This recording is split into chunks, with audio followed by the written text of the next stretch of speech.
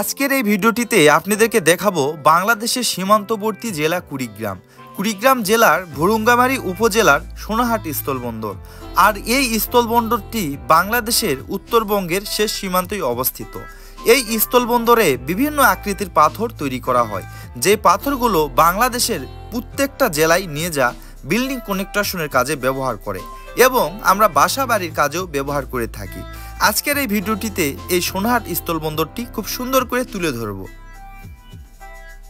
ভাই চলে এসেছি বাংলাদেশের শেষ সীমান্তে, মানে উত্তরবঙ্গের শেষ সীমান্ত। আর এখান থেকে আপনার হচ্ছে কুচবিহার মাত্র 65 কিলোমিটার, আর আপনার হচ্ছে ভুটান 160 কিলোমিটার। পুরা বাংলাদেশে এই জায়গা থেকে নিয়ে যাওয়া হয়। আপনারা হয়তোবা আমার ভিডিও দেখে লক্ষ্য করেছেন আমি বাংলাদেশের বিভিন্ন জায়গায় গিয়ে ভিডিও ধারণ করতেছি। আসলে আমি ভ্রমণ পিয়াসু মানুষ, তাই বাংলাদেশের প্রত্যেকটা জায়গায় ঘুরতে আমার ভালো লাগে। এর ফাঁকে আপনাদেরকে দেখায় ঐতিহাসিক এবং দর্শনীয় স্থানগুলো, যেই জায়গাগুলো হয়তোবা এর আগে আপনারা কোথাও দেখেননি, তাই তুলে ধরার চেষ্টা করি আপনাদের মাঝে এই জায়গাগুলো। আর আমি এইটা ভুরুঙ্গামারী বাজারের একটা আবাসিক হোটেলে উঠেছিলাম, ভাড়া নিয়েছিল 200 টাকা। আর এই বাজারে এসে দেখতে পারলাম ঘোড়ার গাড়ি বাংলাদেশের সব জায়গাতেই দেখা যায়। উত্তরবঙ্গের শেষ সীমান্ত সোনাহাট স্থলবন্দর থেকে কথা বলতেছি আমি মোহাম্মদ রাসেল। বর্তমান আজকে আসছি এই পুরা স্থলবন্দরের একটা চিত্র তুলে ধরার জন্য। আমার পিছনে দেখেন কত বড় একটা পাথরের পাহাড়। আর আজকের এই ভিডিওটিতে পুরা এই স্থলবন্দরটি তুলে ধরব। চলেন এই স্থলবন্দর সম্পর্কে কিছু ইতিহাস বলা যাক, আর কোন সময় থেকে এই স্থলবন্দরটি চালু হয়েছিল সেই সম্পর্কে কিছু ধারণা দেওয়া যাক।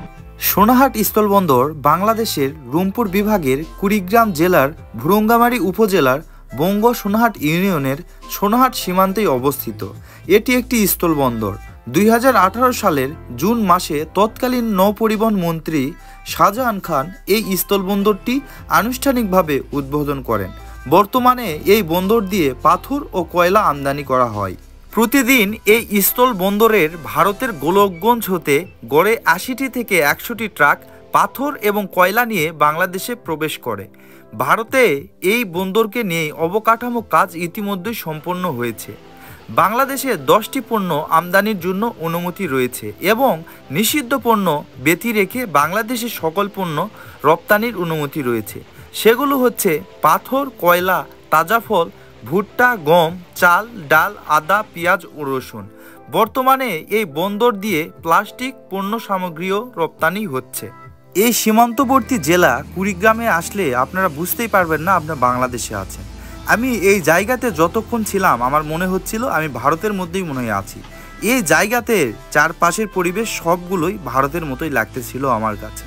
আসলেই ভারতের একটা অনুভূতি পেয়েছি এই সীমান্তবর্তী জায়গাতে এসে। আর এই জায়গাতেই খুব সহজেই ভারতে প্রবেশও করা যায় যদি পাসপোর্ট এবং ভিসা থাকে আপনার কাছে।